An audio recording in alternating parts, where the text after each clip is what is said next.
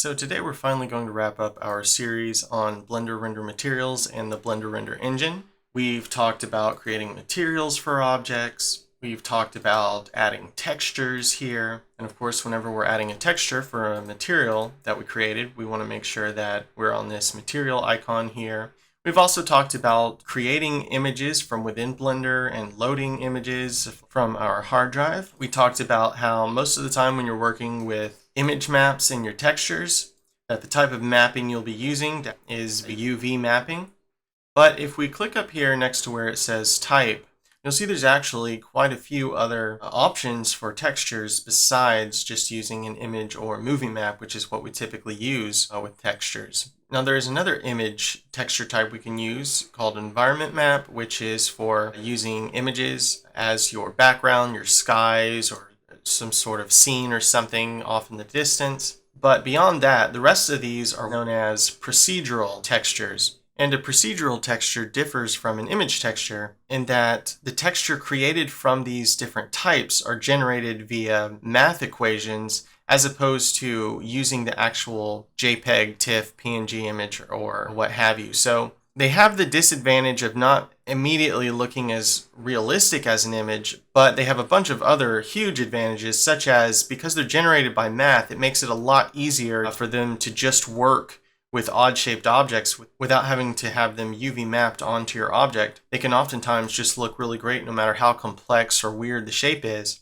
They're also much smaller in size than an image or movie map because you're not having to load anywhere from a 1 to 200 megabyte size file. They're very lightweight and they can give us some really amazing results. Procedural textures are also available in Cycles Render, and we'll dive into those when we get into the Cycles Render engine. So by learning about them now, you'll have a good head start on that. Another thing about these procedural textures is that most of these we won't really be able to see the effects of them live in the 3D view. We'll only see those when we render. So we can use our preview window here to see what they'll look like ahead of time, or of course just use our render preview button down here. Okay, so first up we have blend, which this just creates a gradient across our object or objects. So right now if we were to come down here and press our render preview button, we can see how this default color is being blended on this cube. So I could say press D to duplicate this cube, press W 2 or 3 times, and press S to scale this out so we've got another kind of shape to look at here. So notice what's going on here. This blend effect is actually happening on every face that exists in the object. And that's because we're currently using a UV mapping, which there is no real UV map here, so it's just defaulting to using every available face that exists on the object. So if I were to press Z to go into wireframe, you can see all the faces that are being generated from this subsurface modifier we added by tapping W a few times. But you can see how, because this texture's mapping coordinates is set to UV and there's no UV map, it's just using all the faces of the object. So I'll press Z to go back into solid viewport shading. Now it is of course possible to actually use real UV maps with procedural textures, and you may want to do that at some point, but most of the time it's funner, easier, and better when working with procedural textures to just use one of these 3 options below here. Kind of the awesomeness about using a procedural texture is that you can get away a lot with not having to UV map anything. So currently, because this is set to UV, it's just using generic faces for this. But if we were to switch this to generated, now the procedural texture is generating its effect over the entire object, which is really cool. Notice down here, and I'll go ahead and close up mapping for a second. Notice down here where it says blend, these are all the specific options for this blend texture type. And typically you'll find some kind of menu with the same name of the type of texture in some position within the texture. When you choose something else, like say for instance we were to choose clouds here, you'll find the actual clouds options there. So in addition to all your other regular texture options such as influence, mapping, and colors and stuff like that, there should at least be one menu, but sometimes there's 2 or 3 in respect to the actual texture type you have selected. So I'll switch this back to blend here. You may be wondering, what is this kind of default pink color here? Where is this coming from?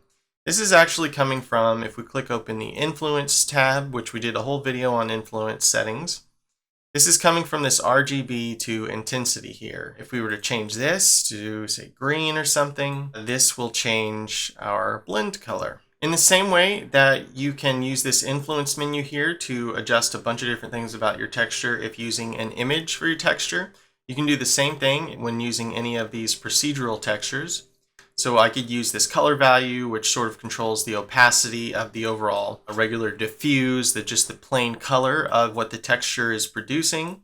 We could turn on this alpha setting. Of course, when we do that, as we learned in the last video, we have to have the transparency option on and this alpha value down to 0 to be able to let the texture control decide what the alpha is going to use. And immediately we can see how cool this is because what this blend texture is doing is letting this alpha value control where this fades off. So we got this really sweet, almost kind of egg capsule-y looking deal here, which we can control its overall opacity. I'm going to go ahead and pause my render preview, press Shift-A, and under Mesh, add a plane, press S to scale. So we've got a bit of a ground here to look at things. And I'm going to press Alt-Z in my big 3D view to put us into Material Viewport Shading. Okay, so if we come back here and press the render preview button, we can see these sweet effects like this. But now I'm wondering what this would look like if we went ahead and switched this transparency from Z transparency, which is just a basic level of transparency, to ray trace, which we can use to create glass-like options. You see, as soon as we drop that index of refraction value, IOR, down just 0.1%, we have this sweet, now kind of looks like a glass egg type thing, so really cool there. Okay, if I switch on back over to the texture tab, and I'll go ahead and turn this back on so we can see the effects down here. Currently, because we have the materials, the alpha value set all the way down to 0, we can't even actually really see this while we are in Material Viewport Shading. So that's why I've turned this to the render preview so we can see what it'll look like when it renders out. Okay, so if we close up influence here, back to the actual blend settings, we could, instead of using a horizontal blend, we could use a vertical blend like this, which switches the axis of the blend from up and down like this to left and right, as we can see it switching up in the preview. Or if we were to set this preview to material here, there's also this progression option, which is basically the type of gradient to use. Okay, so we need to take a minute to talk about some of these mapping options. So as you know, these mapping options refer to how is this texture going to be mapped onto whatever object the material that it belongs to happens to be using. The standard method for this is using UV mapping when we are using image textures. And then below this, we have the 3 options that typically make the most sense for procedural textures like we're using. So generated is typically my go-to. That's the one I normally use because when the mapping is set to generated, then whatever the total outcome of the effect, it stays in place on the object. So to show you what I mean, notice how the shading from this blend texture is aimed towards the direction towards this side. But if I were to rotate this thing around, press G to grab and move it up here, we'll notice that so long as this mapping type is set to generated, the effect stays in the same location regardless of how you move the object. So it stays consistent, and that's most of the time what you want. Whereas the object and global settings cause the material that the texture belongs to behave more like it's being projected onto objects from like a projector somewhere. So to show you what I mean, if I switch this to object, notice what happens down here in my camera view. If I move this egg shape over here, when I move it over here, it's no longer green. But when I move it back over here, the green comes back. So if I slowly move this, you can see what's going on here. It's almost as though the overall effect of the texture on the material is being projected onto the objects within the scene. So if I were to shift select this cube and move it over here, you can see how that's working like that. Now there are some situations where that might be cool, but most of the time, that's not what you want. One of the situations you can use that is if you've got like a giant scenery or background that's using this type of material and you feel really, really certain that you won't be moving the objects within the animation. So the camera can move around and these effects will stay still on there while you're using object or global mapping. However, as soon as you move the object, the effects aren't going to look the same because it's as though they're being just light projected on there. For that reason, we typically want to use the generated option because we can still move, rotate, scale the object, and its effect will stay the same. so it's more consistent. I'm going to turn my render preview off for a second. I'm going to hide the visibility of this texture here. Click on this next texture slot for this material here and press new. Also, I'm going to head back over to the material option and I'm going to turn off transparency for now while we're dealing with some of these other texture types. So we could go ahead and name that first one though. We could click on it and call it blend. So, it's easier for us to know what we're clicking on up here. For this new texture, which we have check marked and we can see and everything, let's change its type to clouds. Clouds is a very commonly used, very useful procedurally generated texture type. So I'll go ahead and switch this preview display back to texture here. As with most of these procedural texture types, we can't see it until we're doing a render preview or until we do an actual render, or unless we were to bake it onto the object. But if we were to press render preview here, we can see these materials on the objects. Notice once again that by default, our new textures, the mapping is set to UV. And that's why, for instance, this cube, the cloud texture looks so huge because this one flat image of clouds that's being generated is being shared across each individual face on the cube. And there's only a total of 6 faces on the cube, whereas this egg-shaped thing, there's much more faces being generated from this subsurface modifier. If you press tab to go into edit mode, you can see how many faces the core object has. That is the base object without any modifiers being used on it. So if I were to hide the visibility of this subsurface modifier, here's how many faces this long egg thing we had going on over here actually has. It only has 6, just like this cube. However, with the effect of the subsurface modifier, it's got much more. If you press tab, you can of course see how many real faces you're actually working with. But if you press Z to go into wireframe viewport shading, you can see how many faces are actually being generated. So for instance, up in this scene here, it says there are 391 faces in this whole scene. So that's definitely including the amount of faces being generated from this subsurface modifier, and not just, if we hide the visibility of the subsurface modifier's effect, not just these 6 plus these 6 plus this one ground here. So I'll go ahead and turn the visibility of that back on. That's just so you understand what's going on here whenever our mapping, and I'll click back on the material to give us back to our material textures here, is set to UV, why it's going so crazy like this. But we could go ahead and switch this to generated. And so now we have a much more overall consistent effect. And I think I'll actually go ahead and click on this cube, which you can click on it from this camera view, even though you can't see it highlighted, because this camera view is meant to give us the closest representation of what our final render will be like. And then I'm going to press X to delete it and then click back on the egg shape thing here. Okay, so once again, we're getting this default pink color. And if we close up mapping and close up this custom properties, which doesn't do anything unless you've got some other kind of script or something running, and we click on the influence settings, of course, this controls our default color for this texture. So we could change this to, bring this, all these values all the way up to 1. This will go to white here. We could drop this down, make this grayer. As we can see here, we can change its blending type. Of course, when we have only one layer, or we have all but one layer disabled, there's not really a lot to blend with. So say we were to turn on this original blend layer down here, and now terms are starting to get confusing because we're using this blend texture type here, and this texture with the clouds, which we could go ahead and rename clouds here. We're adjusting its blending method. So basically, how does this texture blend with this one? So we could change this to multiply. And so now you can see we've got a sweet overall clouds texture across this egg thing, but we can still see that sweet green blend we added from this first texture here when using multiply, or something like overlay, which we can't see it that much, or value, etc. So in the same way, we can turn on bump mapping when we're using an image texture. You can do that just as easily for procedural textures. So if we turn on this normal value under the geometry, and we're clicked on this clouds texture here, so we're giving a bump value to this cloud texture being put across this thing, sort of starting to look like a zucchini or a cucumber or something. We can adjust this bump value, make this bigger, make this invert the bump value, etc. And so that's starting to look pretty sweet. Okay, so if we close up the influence, I mentioned before how usually each of these procedural texture types will have this one menu devoted to the actual control of the math that's generating the texture. So under clouds, we've got these settings here. We could change this from the noise from soft to hard, which gives us a totally different effect.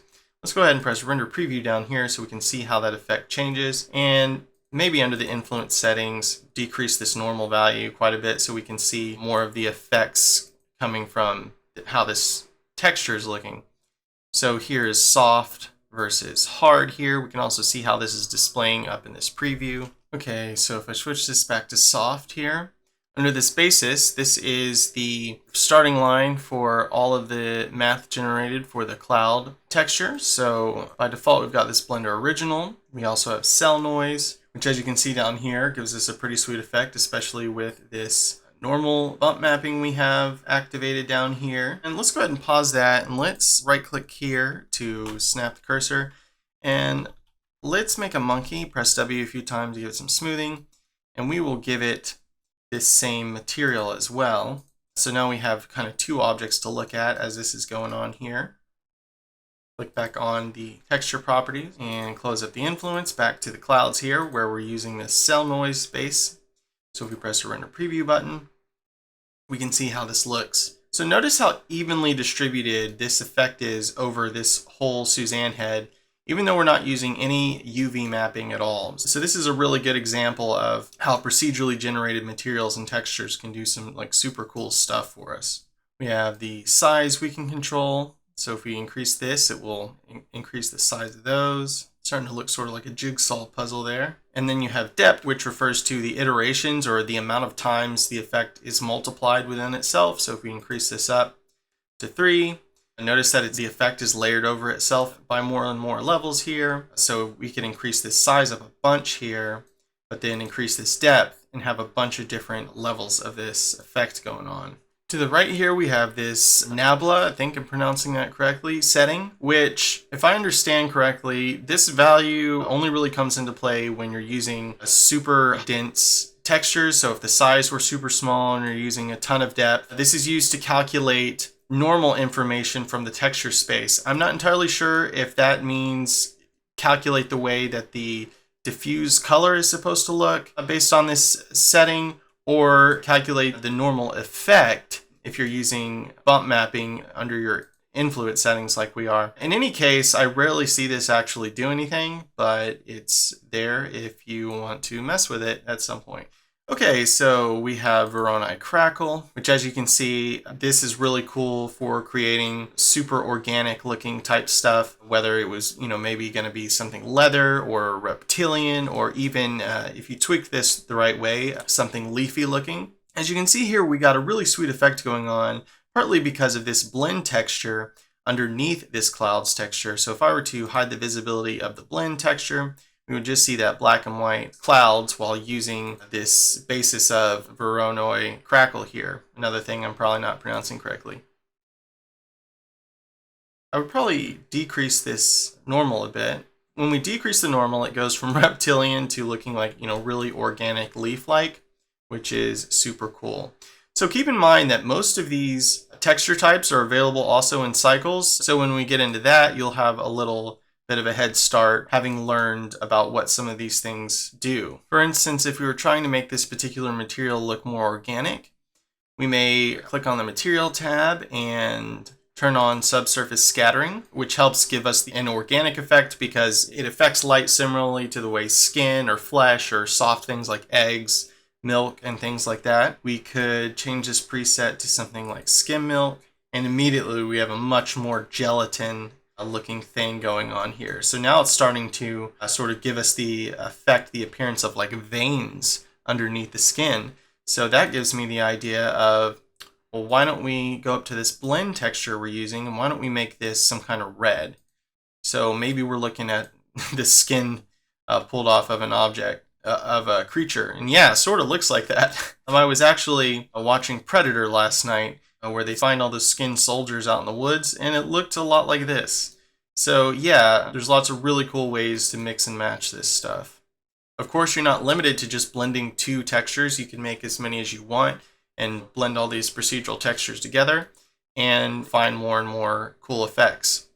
Once again, the awesomeness about using the generated coordinates mapping type in combination with one of these procedural textures is that this stuff is immediately reusable on other objects. So notice we've done no work, no UV mapping or anything to this egg-shaped thing, but the texture looks just fine with it. Although maybe instead of blending from red to black and white, we would want this to blend from red to some sort of like deep purpley red or something. It will look more veiny, more bloody. So to do that, we could click on the actual clouds texture and we could just change the color that this is using by adjusting this value here. Maybe some sort of deep red, purpley kind of deal. Maybe that's a bit too dark. Maybe something like this. And we're still blending out to, I think, the default color of the material. So we would also want to adjust, click on the material tab and adjust the default diffuse color here.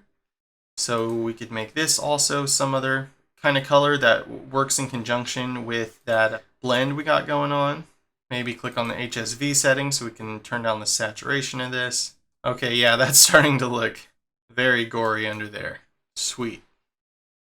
Back here under the texture tab, we close up influence back to the clouds, which this is the one specific menu to the actual type we're using. So yeah, you can see there's a lot of different options here. I'm not going to go through all of them, but I recommend going through and playing with these. And you could even devote one specific file to nothing but materials and just save your different creations. And then whenever you look inside of the material tab for the file, you'll have all of those cool different materials available to tweak, to practice with, etc. But back on the texture tab here, let's go ahead and click on a new texture slot.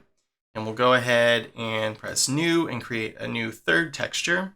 And let's check out this distorted noise. For now, we'll go ahead and hide the effects of the other two textures so that we'll just be seeing what's going on with this procedural texture type. Okay, so here in the preview, we can see what's going on here, but we could see a lot better if we went ahead and turned our render preview on. Once again, we're getting some crazy effects on here because the default mapping is UV.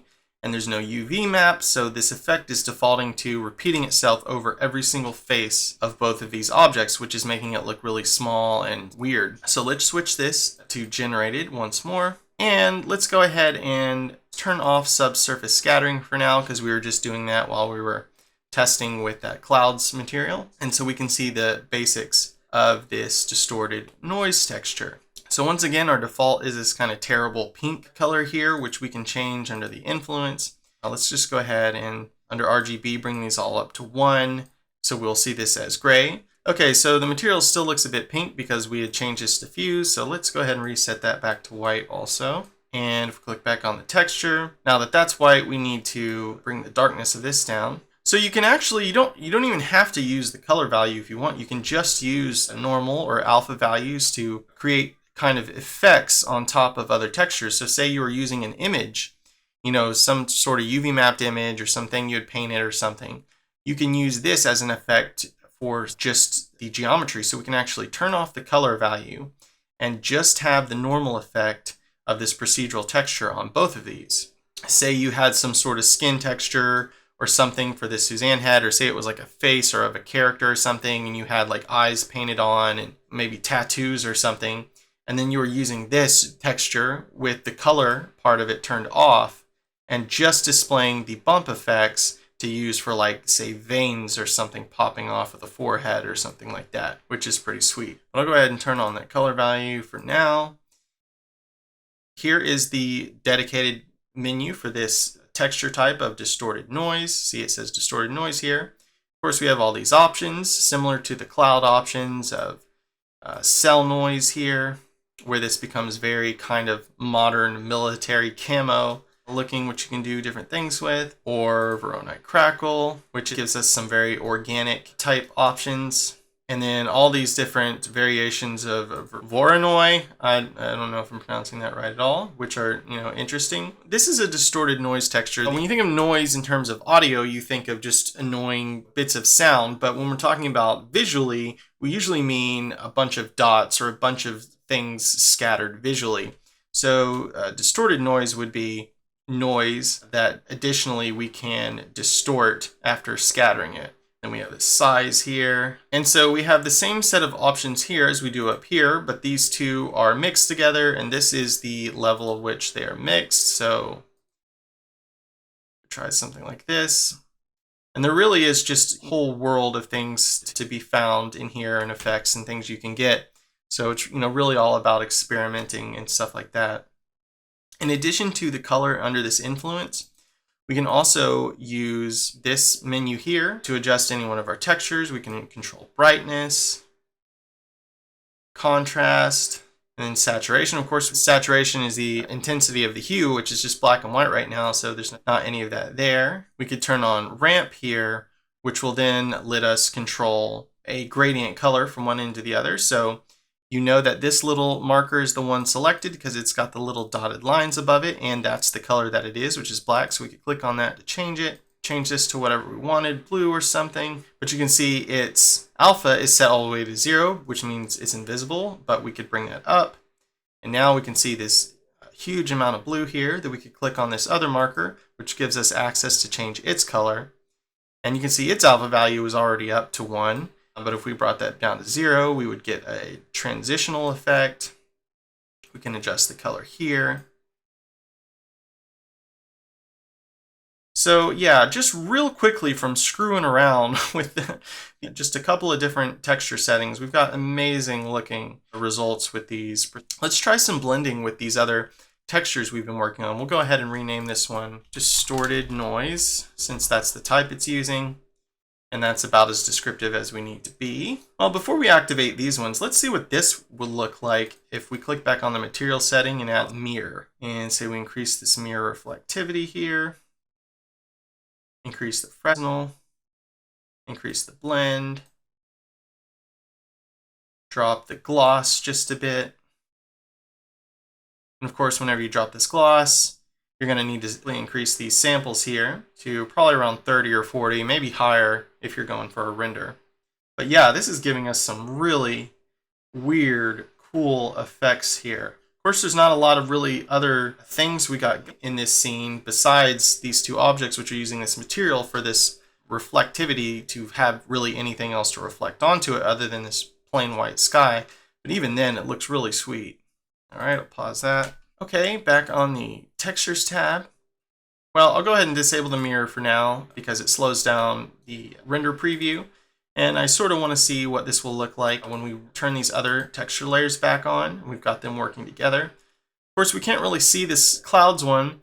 And as I mentioned several times before, the way that Blender handles these texture layers is sort of opposite as you would imagine Photoshop. So the stream is like going up this way. We're looking starting from the bottom going up rather than the top going down. That's if you're familiar with Photoshop layers, then you'll know what I'm talking about. So it's sort of backwards there. If we wanted to see what's going on with this clouds texture, we would need to adjust the blend of this current distorted noise we're using. And we can do that, of course, in this influence menu. We could change this from mix to screen or overlay.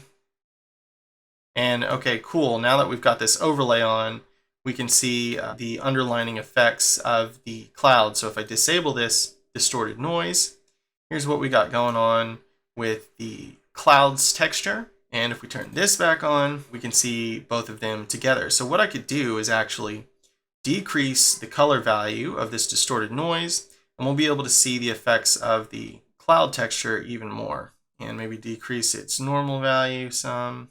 There we go. I could click back on the clouds texture and increase its normal value. Or I could give it a color ramp to use, these two different sets of colors. So I could change its first one from black and all the way transparent to using a color like this. And set its secondary value here, which due to the blending method we have selected for this distorted noise is kind of not coming through that much. So we might switch this, something like color. Now we're seeing like a real cool mix of both of these at the same time. We could adjust this normal value. Click back on this clouds, adjust its normal value. Yeah, so real quickly we've got some really sweet effects going on here.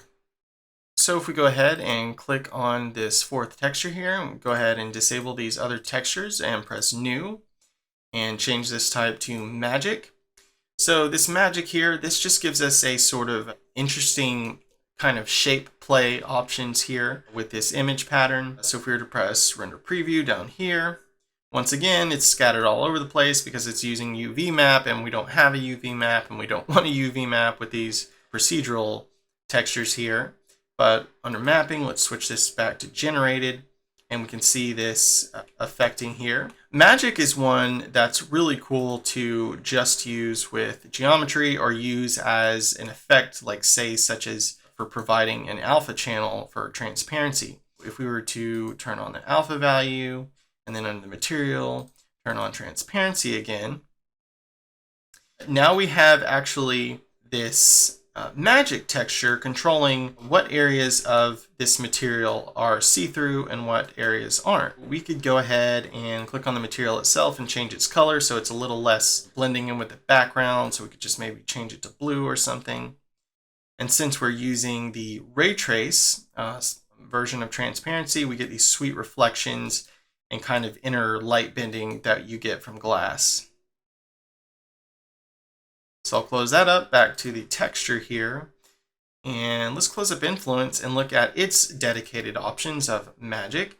So you have turbulence, which creates various different weird shapes and stuff, and then depth, which is of course the amount of iterations that the effect is multiplied over itself. And this real quickly is giving us some really neat effects.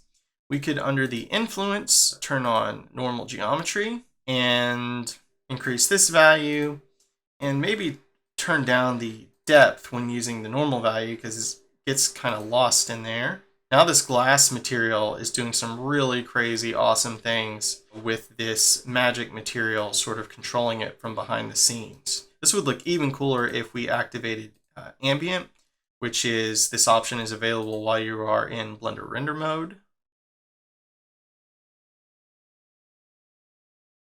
And so now, on top of all the cool extra geometry that these weird shapes of this texture is creating, those weird shapes are also casting shadows onto each other, making their depth even more believable, even though these are just very simple objects.